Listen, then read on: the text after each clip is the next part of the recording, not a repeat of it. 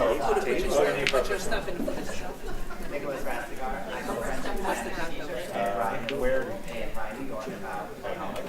And this is my director of technology. She was also my professor last summer in a technology course. So I had the honor of both being her student and her colleague.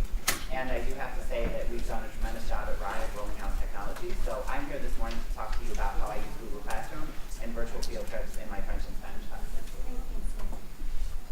So we're going to, we've already done the introductions. So we're going to talk about virtual field trips. We've seen a big growth in this in the Rise City School District, really spanning from our even kindergarten class, mostly second grade, through our high school and middle school courses. A lot of students within our district have an opportunity to travel, which is great. So they always start beginning of the year or mid-year, they're going on great vacations, and they get to see a lot of interesting places around the world. So we decided to bring in virtual field trips just so we could have deeper conversations about what is actually happening and what are they being exposed to, and then have the opportunity to share with others that maybe don't get to travel as much or see these types of places. So we are spanning this across our entire district. A lot of our teachers found that when we started talking about virtual field trips and having conversations, that the reason we would really like to jump into this is because it provides a safe and learning environment for all of our students. It's something that we can kind of control as a district. We can expose everyone to the same platform and give them that enriched learning experience. It could be repeated across a multitude of our classrooms. Obviously, we can constantly do it if the kid is absent or if we have someone that's homeschooled or out for a period of time. Because it's all web-based, we can provide them, again, that meaningful teaching experience. And it just, again, takes our students to places that maybe they've not been. A lot of ours have been, but it's a great learning experience for others. But especially with what's going on in the world right now, what we saw yesterday in London, especially taking kids abroad in my field, it can be touch and go. So we've planned trips before in other districts that I've worked in, and we've had to cancel them on a dime because of world events. So virtual field trips really kind of mitigate that challenge, and they allow you to take your kids to places that might not be as accessible as Paris or London. Absolutely.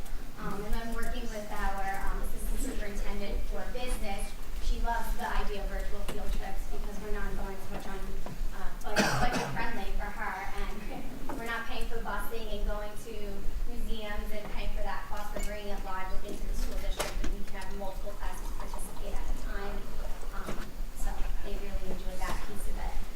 No permission notes. I don't know if any of you struggle with that. We just recently moved all of our forms electronic, but still trying to get them back from parents, or it's that morning of I can go, I can't go, is eliminated with this experience. Now they just need their technology form signed, and everyone can participate. In our I would say our elementary, but really starting K-5, where teachers are using a platform, virtual field trips across the board. So we are heavily invested in our district using Nearpod. I don't know if anyone here uses Nearpod in their classrooms, but we started Nearpod, I want to say about 2 years ago, and it's a great way for our K-2 teachers and even our 3-5 to manage the learning that is taking place in the classroom. So as you know, if you're a Nearpod user, when you swipe the screen, their screens follow with you. You can quickly monitor and pull who's with you and who's not. So our teachers really love that because they feel introducing mobile technology into the classroom is very new. They want to still make sure that they're managing and the kids are following along. So we started with this application, but recently Nearpod joined the world of virtual field trips. So we can now embed in our everyday lessons a virtual field trip, and then also add those questions, assessments, different pieces at the end of the presentation that we want our students to participate in. We've also recently experimented with the Google Cardboard and Google Expedition piece in our class, in our district for K2. We've found success with the Google Cardboard. We're trying to look at other options, sharing the cardboards around multiple classrooms with multiple kids. Is like sharing a pair of earbuds. You have to find clear ways to do this. So that's something that we're also looking into. And we are a Discovery Education District as well for our K-5 teachers. So those platforms recently, again, joined on the virtual field trip world. So that's also embedded in our classroom. And as the director, I love the fact that we are not a one-platform model within our district. We actually have the opportunity of working with laptops, iPads, Chromebooks, cell phones. So all of these devices work on multiple different platforms, which is great for us. So we're not limiting any of our users to what the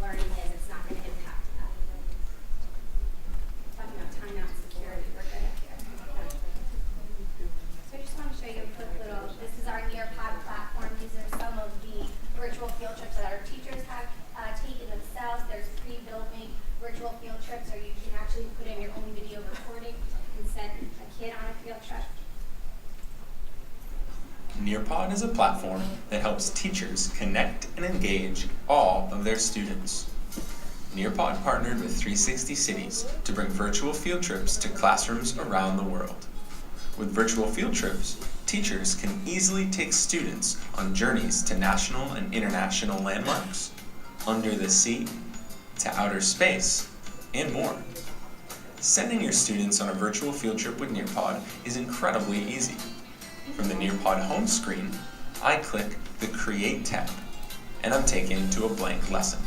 From here, I click Add Slide, Add Content, then Field Trip. Now I have thousands of 360-degree pictures to choose from. I'm teaching a unit on India, and I want my students to explore one of its most famous landmarks, the Taj Mahal. Once I find a panorama that suits my needs, I click Done.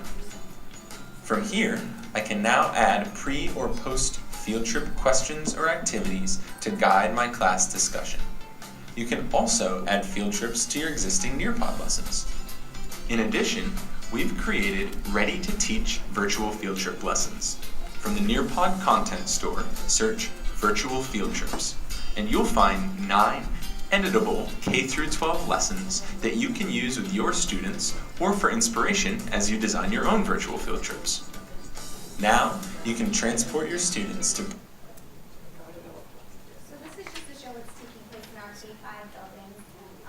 And now we're going to show you Nick as a middle school teacher, what he does with his embedding all of our Google Apps applications and My Maps into the virtual field trip. So I'll pass it off to you. Okay, so when I was growing up, my French and Spanish teacher's idea of a virtual field trip was popping in a video and having us do a worksheet while she sat in the back and did whatever she was. So, while classroom management-wise, she got a couple of quiet moments out of it, I really decided that when I wanted to become a foreign language teacher, that I really did want to show my kids the world. And as Kaitlyn mentioned, we are very fortunate in Rye. Our kids do travel. So a lot of them have been to Paris before, have been to London, but they might not have had the experience as a teacher that I would have wanted them to have. So I'm actually going to jump out of the presentation for a quick second because I want to show you my Google Classroom. So this year I started teaching 6th grade French, which was very interesting because the kids have had foreign language experience with Spanish in the elementary school, but they're brand new into French. They were also brand new to Google Classroom. Now Kaitlyn is rolling out Google Classroom at the lower level, so it'll be exciting to see what it looks like in the future. But Google Classroom is literally my mission control. So every day when you walk into my classroom, this is on the board, and the kids have access to every single material that I use as a teacher, they can access at home. So for example, just to show you a quick preview of what was not available when we were growing up, I can actually record pronunciation videos that my kids can use at Le home. père, And they can hear me speaking French la mère, and be able to practice this across all of their devices. So as you can see, foreign language education has completely been revolutionized by technology. It just takes a teacher or a district official willing to be able to capitalize on that. So going back to the virtual field trip, the technology tools that we have here, many districts have adopted Google Apps for education, which is great because as a teacher you can go from one district to the other and still be familiar. Google My Maps is actually part of the suite and integrates beautifully with Classroom and the suite of Google Apps that are available in schools. It allows for the easy creation of map-based field trips, which allow teachers to curate and tailor trips that are perfectly aligned with both standards and curriculum. Now, teaching 6th grade, it's really interesting to see that kids come in, they don't have mapping skills. They have a very limited understanding of geography. So if you use a platform like Google My Maps to create your virtual field trip, you're also integrating that geography component into the world language setting. So in addition to integration with Classroom, My Maps allows for the addition of YouTube videos within the virtual field trip. So taking you back to my French teacher, back in middle school, popping the video in, you still can curate the videos and have the kids quiet, but you can still have them interacting with technology and taking a field trip without leaving the computer lab. So the addition of YouTube and other Google Apps provides for the ability to include as much or as little pre-selected information according to the needs of the teacher. So as I mentioned earlier, I teach 6th grade. I really can't give them too much liberty about where they go on the internet. So Google My Maps really gives me the control that I would like as a French teacher to keep them safe, but also to keep them engaged. So back in Rye, we're kind of a large, I'd say medium suburban district located on Long Island Sound. Students have access to several computer labs as well as Chromebooks and laptops, and My Maps functions equally well on both sets of devices. So as a foreign language teacher traveling from room to room, I never know what specific technology I'm going to have access to at that given time. So I really like to use platforms that play nicely across all devices to really make sure that my kids have access to what we need. So in my classroom, we were completing a unit on the various monuments in Paris. So rather than just showing them a presentation or pointing to the pictures in the textbook, I decided that I really wanted to take them on a virtual field trip. So the SAMR model calls on teachers to replace the typical with something previously unimaginable.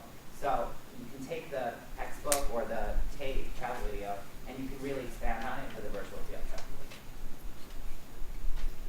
Okay, wow. So students were invited to our field trip via Google Classroom.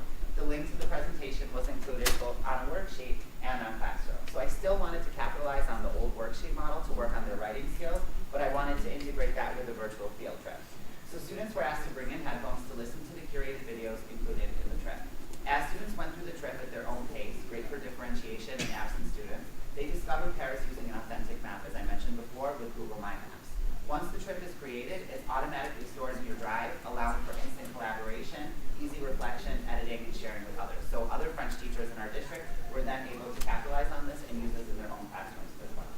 So as I mentioned before, I really use Google Classroom as much as I can. Every morning when I'm prepping for my classes, I dump whatever I created for that day. For example, we worked on a family tree, so forth and so on, into Google Classroom. And they have access to it at home. I have a student right now who's traveling in Europe for 2 weeks, and she's still in constant communication with us here at RIDE, which is amazing because in the past she would have had to come and receive a pile of worksheets this thick to be able to catch up. But like I said, she's with us every step of the way. So as you can see here, here's the actual trip to Paris. Now it's going to open up my dashboard, but I'm going to do a preview so that you can see what it looks like for the kids. So I picked every single monument that I wanted them to see. And the lesson opened with them actually seeing a map of Paris. So they can see the perimeter and they can see how all of the monuments are kind of placed within the city. But what was really cool is that they were able to see here with the Palais de Versailles how far it was outside of the city. And the kids were like, wow, the palace was really far. So when the peasants were angry in March, they really marched a far way. So yeah, they did. They really did. So if you look here, I started out with a quick introduction to Paris. And as I mentioned before, you can integrate whatever you want into it. So here's the stereotypical photo of the Eiffel Tower. But if you just hit the next thing, this would be a video that the kids would have access to.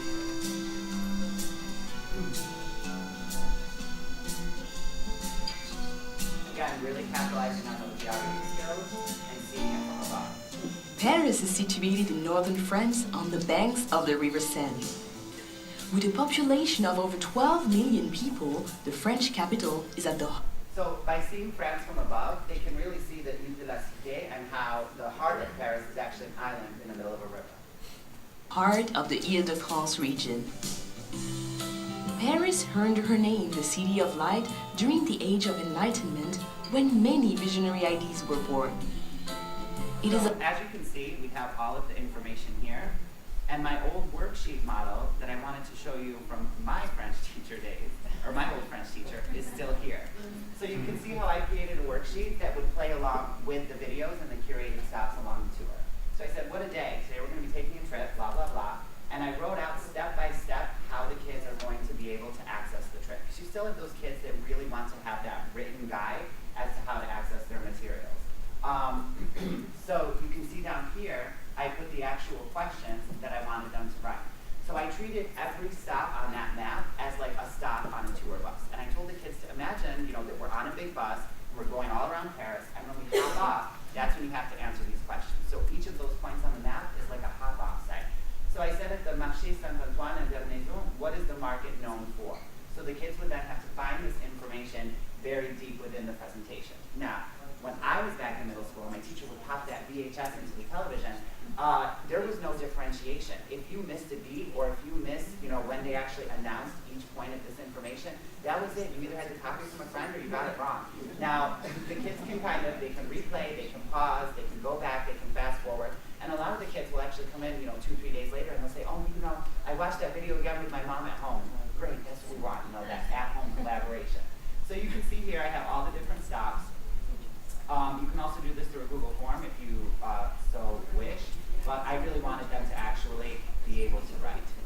Okay, so back to our trip here on the Google My Maps. We'll go to the website. So if you look over here at the website, you see the very stereotypical pictures of the palace, but then the kids can go deep inside, again with another YouTube video. Versailles, the palace other palaces were modeled after. The one many tried to outdo, but none succeeded. And back on that differentiation piece, you can put subtitles on. If you have ELL kids in your class, you can put Spanish subtitles on. It really, the future is limitless, and when you really open up, you can reach every kid.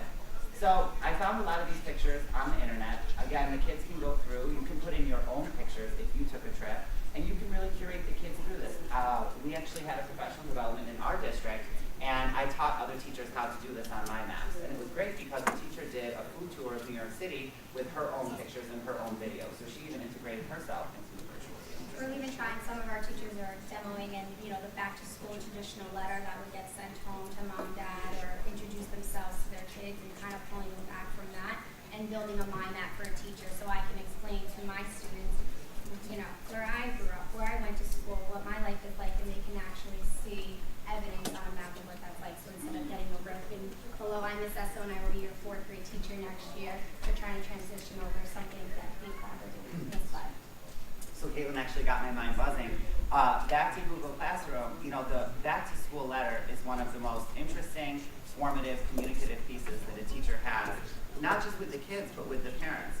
So as I mentioned, I was new to RIE this year, and Kaitlyn was my professor last summer. So I actually had access to my Google Classroom over the summer. And I created a welcome video so that my kids would know me day one. And I went to 6th grade orientation, I'll never forget this, and kids that I had never met, parents that I'd never seen before being brand new into the district, were shouting out, "That's my French teacher over there."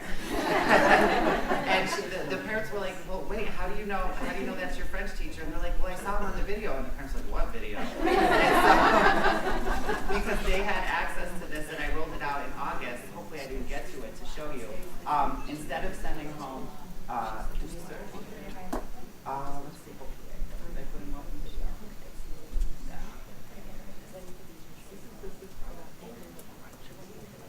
You can see I love Google Classroom. No, it's right before this one. So anyway, I just did a short video introducing myself in French, telling the kids that I was excited to meet them, so forth and so on. And the SAMR model, which Kaitlyn introduced me to last summer, it's all up to the teacher, and it's all up how far do you want to take your kids and how far do you want to push technology in your classroom. And foreign language, with all respect to my colleagues, was kind of outdated before technology. We had the kids in the back of the room with the big headphones.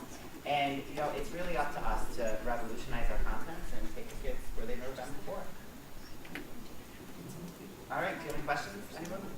Any particular content area? Have you run into issues, because we've been trying my maps as well, with only a certain number of layers. Yeah, Can be there are frustrating. limitations. There are limitations, but I teach middle school, so my classes are only 40 minutes, so it's really easy Well, we were to trying get to by with let like five or six stops. we were trying to let each kid do a layer, so that they could say, example, where's my ancestry, where am I from, so it would be interactive in that way. And then after 10, we're like, we didn't realize that we were going to hit that limit. But Yeah. I was just curious. I think that's definitely a limitation, but I think when you work with your colleagues and you're doing a piece and they're doing a piece and you just constantly share them and go back and forth, or for one class we'll make a couple of edits and show something different, we're constantly revising them. Yeah, it's fun though, definitely. And again, you can do it with any content area, home and career, science, English, whatever you teach, you can really take your kids on a virtual field trip, and it's as easy as signing out for Chromebook Card or signing out for Computer Lab. Yes? Do most of the foreign language teachers use Google Classroom like this? We were actually talking about that this morning. Our foreign language department is very smartboard oriented and smart notebook oriented. But with me coming into the department this year, we're really trying to move them away from that, because the downside to smart notebook is that though kids, can do amazing things in the classroom, they can't access it at home. And one of the biggest pieces of feedback that I've got from Google Classroom and virtual field trips, so forth and so on, from my kids is whatever we do in class, they have access at home. So it's actually great because we do like a supplementary help period at the end of every day. And the math teacher that I share my room with says, "Wow, your kids never come in. What are you doing that they never come in?" And I'm like, they have access to everything at home already. They really don't need to come and see me. So, but again, this is my 3rd year I really think that you learn and you grow as the years go by.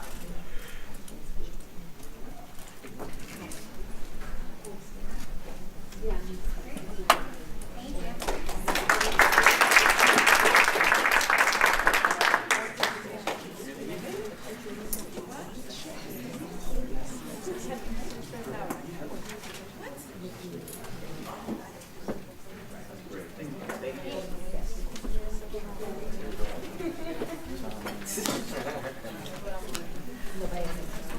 Thank you.